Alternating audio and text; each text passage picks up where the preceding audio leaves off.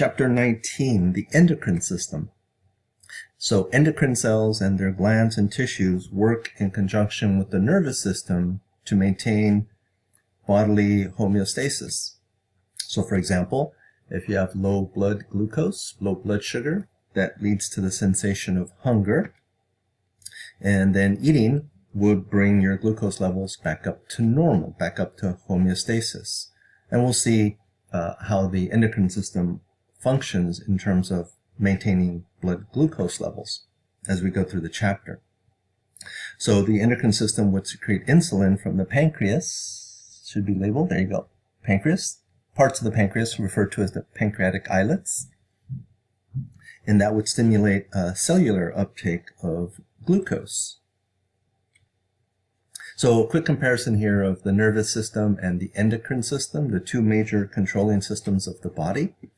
A method of operation, neurotransmitters released within the nervous system. Remember, if this is a motor neuron, it's going to be releasing acetylcholine.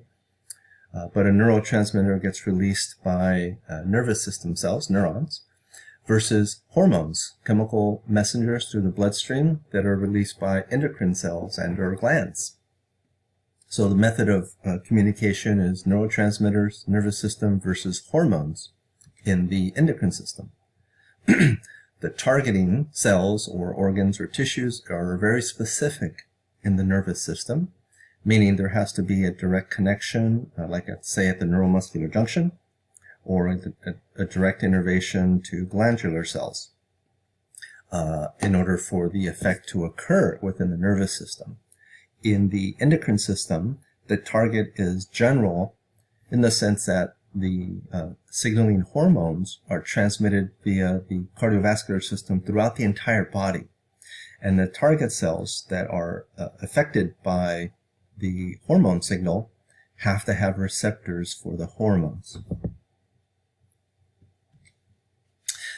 The time sequence is very rapid in the nervous system. If you remember when we talked about skeletal muscular contractions, the signals originate in the brain, shoots down the axons, many neurons down to the spinal cord, out of the spinal cord, etc., innervating the muscles. The sequence of events is milliseconds. It's very fast. Versus in the endocrine system, the endocrine cells or tissues release the hormone in the bloodstream. The bloodstream has to transport the hormones to the target cells. The target cells respond to the hormones and then initiate some cellular response, some metabolic response. So that takes minutes, even hours. So much slower in the endocrine system. The effect, stimulation or inhibition within the nervous system versus metabolic change of the cells and tissues, the target cells and tissues within the endocrine system. The range is localized, so within the nervous system, the range of the effect is localized to those target cells that are actually innervated, versus widespread in the endocrine system because the hormones spread throughout the entire body, and the target cells might be spread literally throughout the entire body. And then duration of the effect in the nervous system, it's slow and it's short and a rapid effect. Again, we're talking milliseconds. Versus in the endocrine system, it could be minutes, days, weeks, even. The duration of the effect is long-term relative to the nervous system. So overall overview here, endocrine glands produce hormones. Whether the individual cells or glands or tissues, they're producing chemical hormones that are secreted and enter into the bloodstream. There's no duct. These are ductless glands. And there are specific receptors on target cells, tissues, and or organs. And they have to have the receptors for the specific hormones, otherwise there's no effect or response of those cells or tissues or glands. So hormones regulate the metabolic activity of their target cells. So for example, the hormone prolactin, secreted by the anterior pituitary of the brain, targets the mammary gland cells in the mammary glands that have receptors for prolactin, and that will stimulate milk production. So let's move on to the structures involved. The hypothalamus, remember the portion of the brain just inferior to the thalamus, and then the pituitary gland, which is attached to the hypothalamus by this little stalk referred to as the infundibulum. And if you remember, back when we did the skeletal system, the pituitary gland sits within the sella turcica of the sphenoid bone in the skull. So the hypothalamus is the link between the nervous system and the endocrine system, referred to as the master control center. The analogy here is it is the president of the corporation, the hypothalamus, like the big boss. It secretes hormones, excuse me, that regulates the activity of the anterior pituitary. So the hypothalamus secretes regulatory hormones that will basically activate, speed up anterior pituitary activity, or slow it down or shut it down. Okay? So secretes hormones that stimulate the anterior pituitary, just the way a president of some corporation would send orders to the VP. So the anterior pituitary gland, you can think of it as the vice president. And then the anterior pituitary secretes numerous hormones that stimulates target cells, or that has an effect on the target cells, target organs throughout the body. Just the way the VP of some corporation would have specific commands for all of the workers and or employees. All right. So, a little more on the hypothalamus. It does regulate the endocrine system activity in three basic ways. One, it produces stimulatory or inhibitory hormones that target the anterior pituitary gland, also referred to as the Adenohypophysis. That will stimulate the anterior pituitary gland to produce and secrete its own hormones. Okay, so if you see here, the hypothalamus, its cells, its neurons, produce two hormones, ADH, antidiuretic hormone, and oxytocin, that gets stored in the posterior pituitary gland.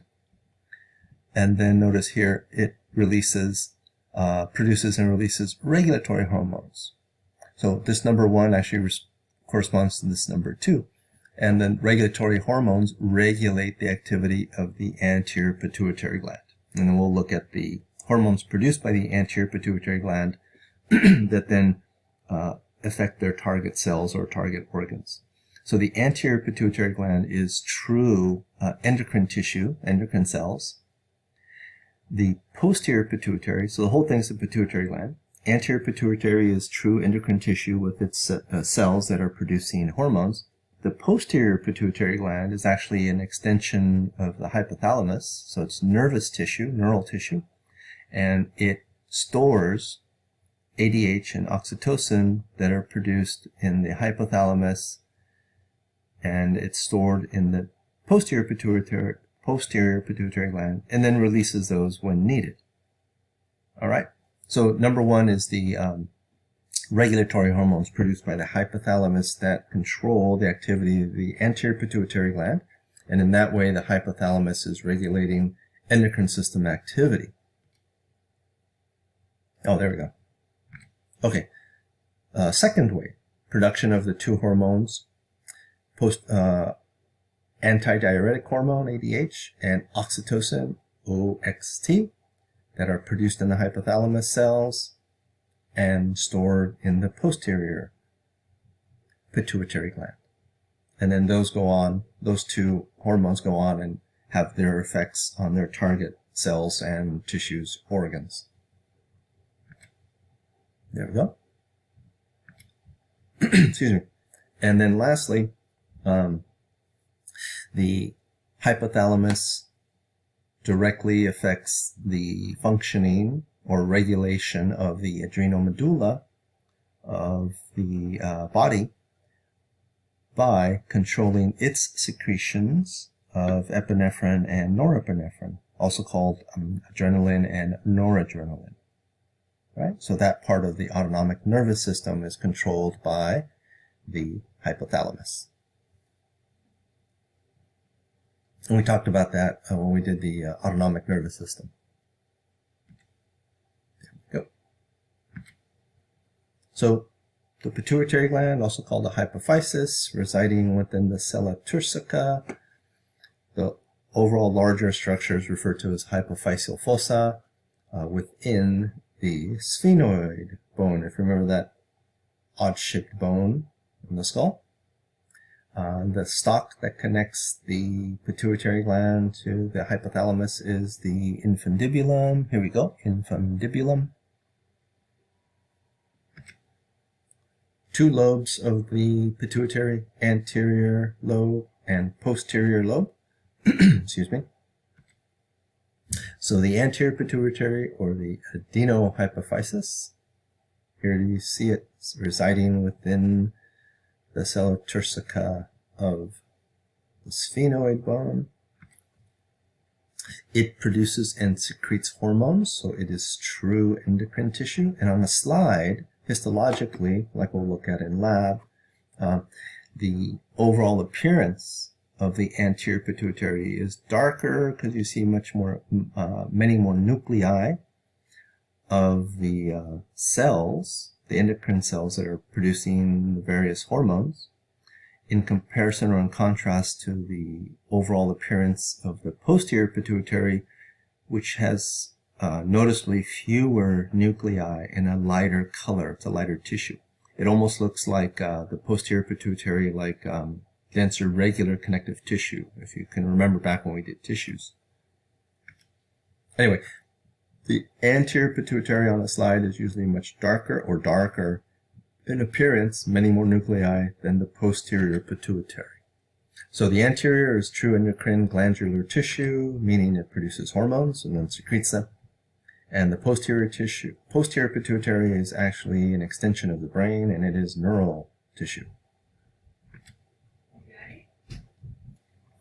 The hypophyseal portal system excuse me, is a system of blood vessels that work to help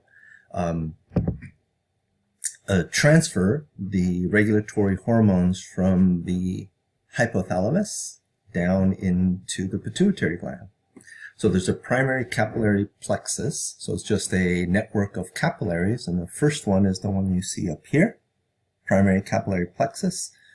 So the hypothalamus produces its regulatory hormones. They enter into the primary capillary plexus, and then the portal vessels of the hypophyseal portal system transport those hormones, regulatory hormones, down into the anterior pituitary, where they're distributed to the endocrine cells of the anterior pituitary gland via the secondary capillary plexus.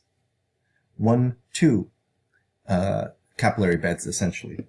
And that's literally what a portal system is. We'll look at another one when we do the digestive system later on.